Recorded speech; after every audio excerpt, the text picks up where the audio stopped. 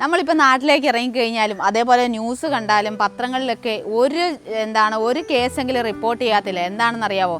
നമ്മുടെ തെരുവ് നായ്ക്കളുടെ ആക്രമണം, അല്ലെങ്കിൽ പട്ടി കടിച്ചു, ചെറിയ കുഞ്ഞിനെ പട്ടി വലിച്ചു കീറി, അതേപോലെ വലിയൊരു വൃദ്ധയായ അമ്മയെ വലിച്ചു കീറി, ഇങ്ങനെ പറഞ്ഞ് ഒരുപാട് ന്യൂസുകൾ നമ്മൾ കാണാറുണ്ട് അല്ലേ? കാരണം ഇപ്പോൾ എവിടെ നോക്കിയാലും നമ്മൾ മനുഷ്യരെക്കാൾ കൂടുതൽ തെരുവിൽ നോക്കിക്കഴിഞ്ഞ് കഴിഞ്ഞാൽ, റോഡിലൊക്കെ നോക്കിക്കഴിഞ്ഞാൽ പട്ടികളായിരിക്കും. ഇപ്പോൾ എൻ്റെ അനുഭവത്തിൽ തന്നെയാണ് ഞാൻ പറയുന്നത്. കാരണം നമ്മൾ ഇവിടുന്ന് രാവിലെ അല്ലെങ്കിൽ വൈകുന്നേരം ഇങ്ങോട്ട് വീട്ടിലേക്ക് പോകുന്ന സമയത്താണെങ്കിലും, ജോലി കഴിഞ്ഞിട്ട് രാവിലെ ഇങ്ങോട്ട് വരുന്ന സമയത്താണെങ്കിലും, നമ്മൾ റോഡിൽ കൂടെ പോകുന്ന 2 വീലറിൽ പോകുന്ന സമയത്ത് പട്ടികളുടെ ശല്യം ഭയങ്കര പ്രശ്നമാണ്, തെരുവ് നായ്ക്കളുടെ. കാരണം ഇത് നമ്മൾ വണ്ടി ഓടിച്ചുകൊണ്ടിരിക്കുന്ന സമയത്തായിരിക്കും ചാടി ക്രോസ് ചെയ്യുന്നത്. ചില സമയങ്ങളിൽ നമ്മൾ വൈകുന്നേരങ്ങളിലൊക്കെ കുറച്ച് ലേറ്റായിട്ട് പോകുകയാണെന്നുണ്ടെങ്കിൽ നമ്മുടെ പുറകെ ഇത് ഓടി വരും. നമ്മൾ 2 വീലറിൽ പോകുന്ന സമയത്ത് നമ്മുടെ പുറകെ ഇത് ഓടി വരും നമ്മളെ അറ്റാക്ക് ചെയ്യാനായിട്ട്. അത് നടന്നാണ് നമ്മൾ പോകുന്നതെങ്കിൽ ഉറപ്പായിട്ടും നമുക്ക് ആ കടി കിട്ടുമെന്നുള്ള കാര്യത്തിൽ ഒരു സംശയവും വേണ്ട.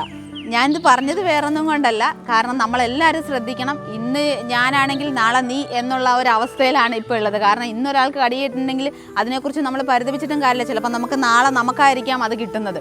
അപ്പോൾ പറഞ്ഞു വന്നത് അങ്ങനെ ഒരു കാരണം, പേപ്പട്ടി വിഷബാധ അല്ലെങ്കിൽ പാമ്പ് കടിയേറ്റുണ്ടാകുന്ന വിഷബാധ, ഇതിനൊക്കെയുള്ള ഒരു മരുന്നിനെ കുറിച്ചിട്ട് അങ്ങനെ ഒരു മരത്തെയാണ് ഞാനിന്ന് പരിചയപ്പെടുന്നത്. അപ്പോൾ അതിൻ്റെ കൂട്ടത്തിൽ ജസ്റ്റ് ഇങ്ങനെ ഒരു കാര്യം ഞാൻ പറഞ്ഞു എന്ന് മാത്രമേ ഉള്ളൂ. അത് വേറൊന്നുമല്ല, നമ്മുടെ മരം എന്ന് പറയുന്നത് അങ്കോലം എന്ന് പറയുന്ന ഒരു വൃക്ഷമാണ്.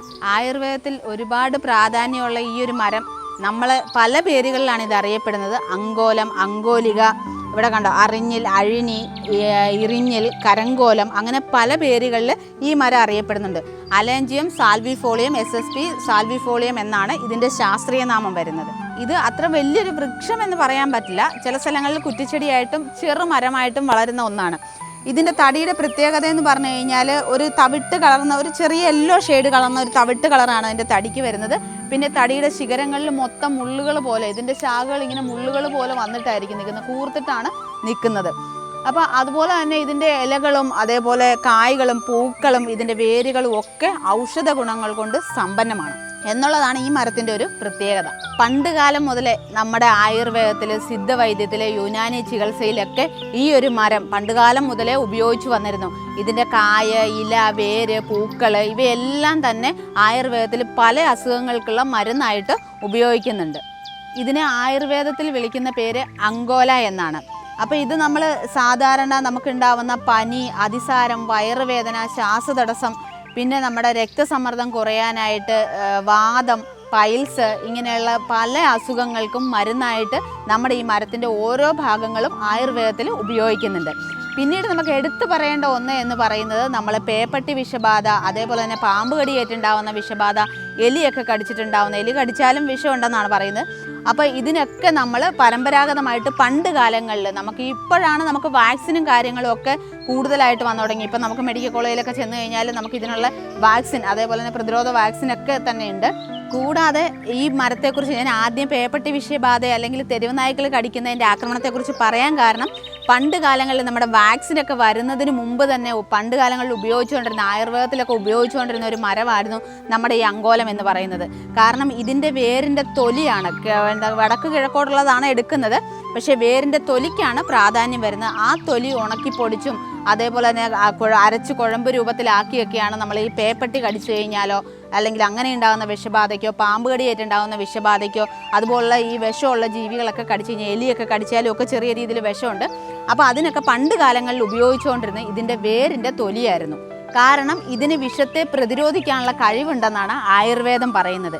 കാരണം ഇതിനുള്ളിൽ, നമ്മുടെ ഈ വേരിൻ്റെ തൊലിക്കുള്ളിൽ അലങ്കൈൻ, അങ്കോറിൻ തുടങ്ങിയ ആൽക്കലോയിഡുകൾ ധാരാളമായിട്ട് അടങ്ങിയിട്ടുണ്ട്. അതാണ് ഈ ഒരു ഗുണം അതിന് പ്രദാനം ചെയ്യുന്നത്. ഇതിൻ്റെ പൂക്കൾ എന്ന് പറയുന്നത് ഒരു വെള്ള കളറിലായിരിക്കും പൂക്കൾ ഉണ്ടാവുന്നത്. അതൊരു ഫെബ്രുവരി മുതൽ ഏപ്രിൽ മാസം വരെ ആയിരിക്കും ഇതിൽ പൂക്കൾ. ഒരു ചെറിയ വെള്ള കളറിൽ ഉണ്ടാവുന്ന പൂക്കളാണ്. നല്ല ഭംഗിയാണ് കാണാനായിട്ട്, നല്ല മണവുമാണ്. അതേപോലെ തന്നെ ഇതിൻ്റെ കായ് എന്ന് പറഞ്ഞാൽ വല്ലപ്പോഴും ഒക്കെ ഒരിക്കലാണ് നമ്മളിതിൽ കായ് ഉണ്ടാവുന്നത്. അതിലൊരു കായ്ക്കുള്ളിൽ ഒരു സീഡ് മാത്രമേ ഉണ്ടാവുള്ളൂ. അത് പഴുത്ത് കഴിയുമ്പോൾ ഒരു റെഡ് കളറായിരിക്കും ഇതിൻ്റെ കായ്. ഇതുമൊക്കെ നമ്മൾ ആയുർവേദത്തിൽ മരുന്നായിട്ട് ഉപയോഗിക്കുന്നതാണ്. അതോടൊപ്പം തന്നെ ആ കായ്ക്കുള്ളിലെ സീഡ് നമുക്ക് എണ്ണയായിട്ട് എടുക്കാൻ പറ്റും. അതും ആയുർവേദത്തിൽ മരുന്നായിട്ടൊക്കെ ഉപയോഗിക്കുന്നുണ്ട്. അപ്പം നമ്മുടെ ആയുർവേദത്തിൽ, കാരണം നമ്മുടെ ഇപ്പോൾ ഈ ഒരു പേപ്പട്ടി വിഷബാധ, പട്ടി കടിയേറ്റു അല്ലെങ്കിൽ പാമ്പ് കടിയേറ്റു, മഴക്കാലമായ പാമ്പ് കടിയേറ്റു എന്ന് കേൾക്കും. ഈ സമയങ്ങളിലൊക്കെ ആണെങ്കിൽ ഇപ്പോൾ റീസെൻ്റായിട്ട് പട്ടി കടിയേറ്റു, പേപ്പട്ടി വിഷബാധ ഉണ്ടായി, ആൾ മരിച്ചു, ഇങ്ങനെയുള്ള ഒരുപാട് ന്യൂസുകൾ നമ്മൾ കേൾക്കുന്നതാണ്. അപ്പോൾ ഇങ്ങനെയുള്ള കാര്യങ്ങളൊക്കെ കേൾക്കുന്നത് കൊണ്ട് തന്നെയാണ് ഇങ്ങനെ ഒരു മരം ഉള്ളപ്പം അതിനെക്കുറിച്ച് പണ്ട് കാലങ്ങളിൽ ഉപയോഗിച്ചിരുന്ന ഈ ഒരു മരത്തെക്കുറിച്ച് നമുക്കൊന്ന് പരിചയപ്പെടുത്തണം തോന്നി. അപ്പോൾ അതുകൊണ്ടാണ് നമ്മളിങ്ങനെ ഒരു വീഡിയോ ചെയ്യാനുള്ളൊരു കാരണം എന്ന് പറയുന്നത്. പിന്നെ ഇതിൻ്റെ ഒരു പ്രത്യേകത എന്ന് പറഞ്ഞാൽ ഈ മരത്തിൻ്റെ കായും പൂവും അങ്ങനെയുള്ള കാര്യങ്ങളെല്ലാം തന്നെ ഔഷധയോഗ്യമാണെങ്കിൽ കൂടെ ഇതിൻ്റെ വേരിൻ്റെ തൊലിക്കാണ് ഏറ്റവും എടുത്തു പറയേണ്ട ഇമ്പോർട്ടൻസ് ഉള്ളത്. ആയുർവേദത്തിലായാലും സിദ്ധവൈദ്യത്തിലായാലും യുനാനി ചികിത്സകളിലൊക്കെ ആണെങ്കിൽ തന്നെയും ഇതിൻ്റെ വേരിൻ്റെ തൊലിയാണ് ഏറ്റവും എടുത്തു പറയേണ്ട ഒന്ന്. കാരണം വിഷചികിത്സയ്ക്ക് ഉപയോഗിക്കുക എന്ന് പറഞ്ഞാൽ, കാരണം വിഷം ഉള്ളിൽ ചെന്ന് കഴിഞ്ഞാൽ നമുക്ക് മരണം വരെ സംഭവിക്കാൻ പാമ്പേടി ഏറ്റാലും അതേപോലെ തന്നെ പേപ്പട്ടി വിഷബാധയാണെങ്കിലും ഒക്കെ നമുക്ക് മരണം വരെ സംഭവിക്കാൻ സാധ്യതകളാണ്. ഇപ്പം നമുക്ക് വാക്സിനൊക്കെ ഉള്ളത് കൊണ്ട് കുഴപ്പമില്ല. പക്ഷേ പണ്ട് കാലങ്ങളിൽ വാക്സിനൊക്കെ കണ്ടുപിടിക്കുന്നതിന് മുമ്പുള്ള മരുന്നായിരുന്നു ഇങ്ങനെയുള്ള മരങ്ങളൊക്കെ തന്നെ. അപ്പോൾ അതുകൊണ്ടാണ് ഇങ്ങനെ ഒരു അറിവ് നിങ്ങളുമായിട്ട് ഷെയർ ചെയ്ത്. അപ്പോൾ എന്തായാലും നമ്മൾ ഈ ഒരു വീഡിയോ ഇവിടെ വൈൻഡപ്പ് ചെയ്യാണ്. അടുത്ത് ഇതുപോലത്തെ ഒരു വീഡിയോ ആയിട്ട് നമ്മൾ വീണ്ടും വരുന്നതായിരിക്കും.